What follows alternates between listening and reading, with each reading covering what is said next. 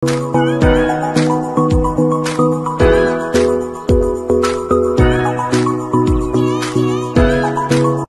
mga ante, uncle, kamusta na po kayong lahat? I hope na okay po kayo. Meron lamang po akong ikukwento sa inyo na I hope ay makapulutan po ninyo ng aral or babala.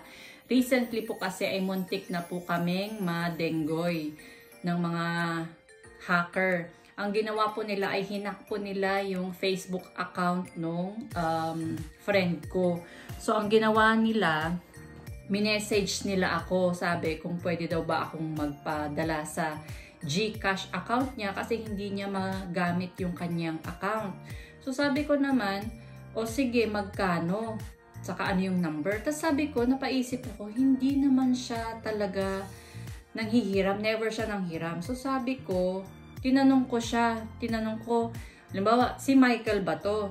So ang sabi niya, oo ako to, kung gusto mo magtanong ka pa ng something para malaman mo na ako to. So ang ginawa ko naman, nagtanong naman ako, sabi ko, o sige, ano yung pinabili mo sa akin recently? Ang sagot naman niya, madami, sale pa nga, diba? So doon na ako nag-isip talaga na sabi ko, parang hindi siya to. Kasi hindi niya alam yung sagot. So ang ginawa ko, tinawagan ko kaagad para nga makasiguro. Kasi sabi ko pa nga, baka naman na-hack ka na. Ikaw ba talaga to? So tinawagan ko, hindi sinasagot. Sabi ko, parang hindi siya to. Tinawagan ko ulit, hindi na naman sinagot. Nung hindi na sinagot, ang ginawa ko na ay tinawagan ko na yung anak niya. Doon ko na nalaman na talagang hindi siya yon at talagang na-hack na nga yung account. So ang ginawa ko, napakiusap na rin ng friend ko, ay i-post ko nga at itag ko siya na wag nang makipag-interact dun sa account niya dahil na-hack siya para mabigyan ng babala yung iba naming friends. So nung ginawa ko yun, nag-message ka agad yung hacker, sabi niya i-delete mo yan kung hindi ikaw ang ihahack ko.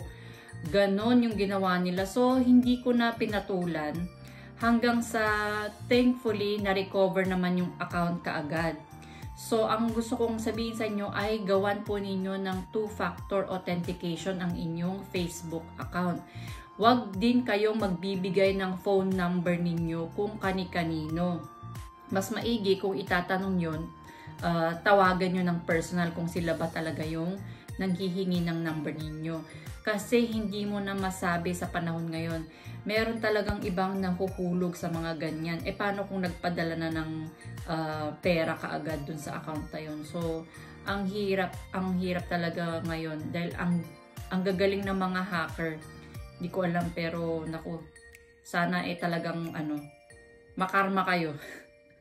Ganun eh. Kasi ang hirap-hirap kumita ng pera tapos ganun lang ang gagawin nila. Manloloko lang, 'di ba?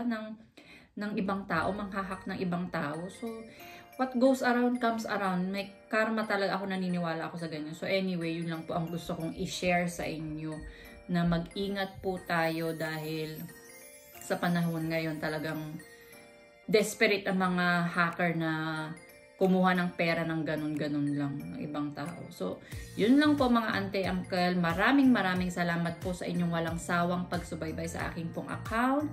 Please do not forget to share, like, and subscribe po sa ating YouTube channel and dun po sa ating Facebook account. Pero na rin po tayo. Pero minsan may mini vlogs tayo doon. Minsan naman wala lang, mga katatawanan lang ang ginagawa ko para lang pampaaliw po ba. Yun lang po. Again, thank you for watching. Be safe. Bye!